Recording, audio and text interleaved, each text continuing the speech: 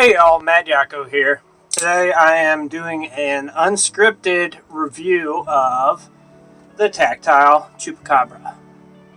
I am doing this backwards because I'm using the camera that I can see from my phone because my computer camera is all messed up. So hopefully this will be the last time I do this, but we're going to talk about the Tactile Chupacabra today because I just listed it for sale on Bladebinge.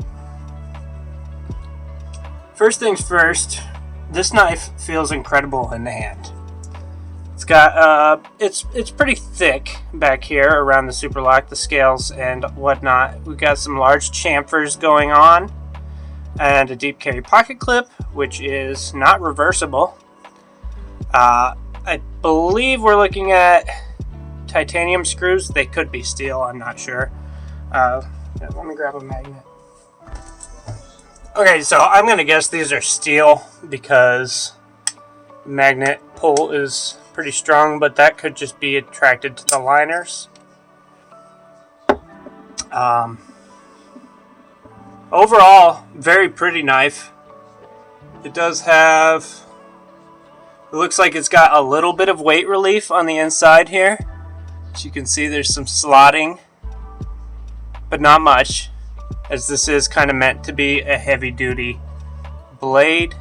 We got the thumb stud action. We got the sheep's foot blade going on here as it drops here in the front. Got kind of a saber grind going on. This is 63 to 64 magnet cut. We got jimping on the top. Not real effective jimping. I think it's just there for looks maybe. The super lock is the main problem here, as it does work phenomenally well, but we got a ton of blade play. Well, it moves about 2 millimeters up and down unless you push that super lock into position, and then you lose that blade play, but that's because the spring is worn in. So I'm thinking maybe if you were to take this apart, I tried it. Maybe there's something that you can grind to make that super lock engage better, because as it is, well, I'm trying to spine whack it on my arm. It's not working real well. We'll try it on this drop. It breaks. Spine whack breaks the lock. Now, that's not damaging the blade any. Or, you know, it's not damaging the whole thing at all. This is the reason I'm wiping this with my shirt, and this is the reason all my shirts have holes in the bottom. I make Hanks. I make beautiful MadYocco Hanks. You should go over and check them out. And still, I wipe every knife that I have with my shirt, and I rip holes in my shirts. So yeah, I think the main thing we can say about this knife is that it's beautiful. It has wonderful ergos, but it's just a functional mess. It's got some of the best materials for what it's doing. The best design for, you know, a nice feeling work knife. Even has this where it kind of comes down and wraps around your pinky finger, which I like a lot. It's a good size. It's a little bit heavy, but that super lock is where it totally falls apart. I'd love to keep this knife. I really would. And you know, my differences with Tactile aside, you know, me and them have had a little bit of a kerfuffle recently about some spare parts and shipping costs. But that's okay, you know, that, you know, you don't hold that against somebody. One disagreement is just one disagreement, and this knife is phenomenal. You see how it's kind of got this room, so like room for your fingers, and the blade is kind of curved, and that's makes it really good for cutting in the kitchen, fruits and vegetables and such, kind of like it's little Chinese brother, the Super Lock Vision FG. it's just sad to say that a $250, $300 knife like this could have been better than the Vision FG, but it's not. I want to get a Vision FG with some kind of better steel. Maybe I'll get the one with the S35. But honestly, the Nitro V Vision FG is just a better knife for me. And really for anybody, unfortunately, because, you know, there's been rumors about a revision of the Chupacabra. But that revision, I don't think that revision happened.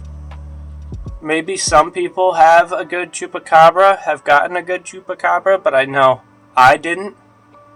I bought this secondhand, and it was great for a little while, but it was very hard to engage the lock. Once that lock spring broke in, now we've got blade play. It's just sad, because it's like so much could have been done here. Just a little bit more work could have been put into that super lock, and it would have been the perfect knife for me. Would have been ideal. But as it sits, it's going back into its case. It's got the tactile case here, and here's its card. If you can't read that, it says 6364. I'll flip it and maybe enhance it so you can read that a little better. But so much was done right just for one. So much was done right just for one thing to be done wrong and ruin the whole thing. I do think that this is repairable by some, and I think I could probably repair it. But you're taking a risk there. The risk is that you could make it worse. Don't worry about voiding the warranty.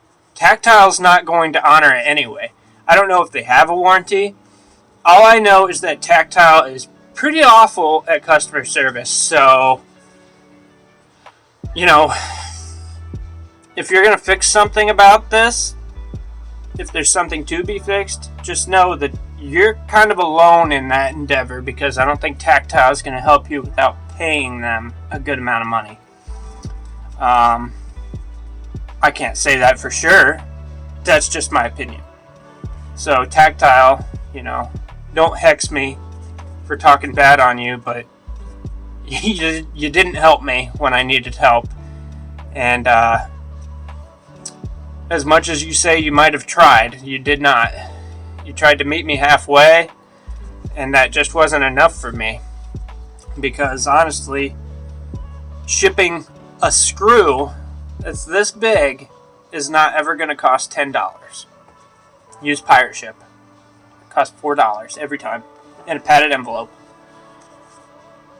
But yeah, I mean, American-made knives, made in Texas. Love Tactile's designs.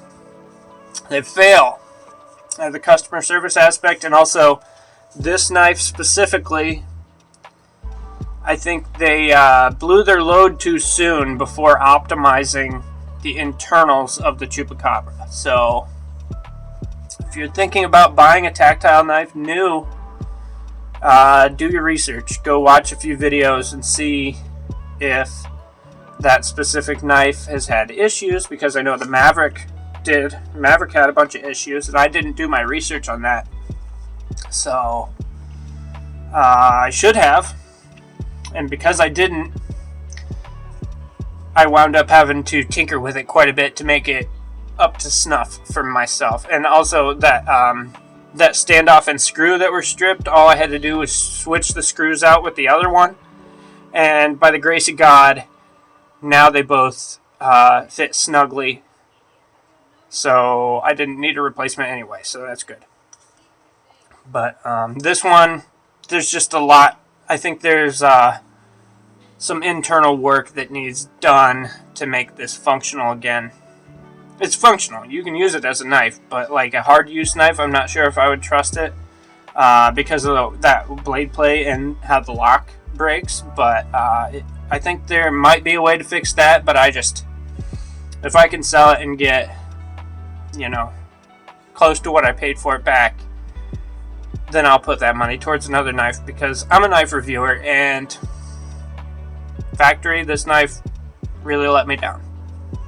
And Tactile in general has let me down, so I don't think I'll be buying Tactile again, at least this year. Do better, Tactile. That's all for now. Until next time, I'll be digging up more stuff to show y'all. Buy some Hanks. Peace. A ding-dong and a loon. Not a serious person. As I said, that she's a bit of a ding-dong.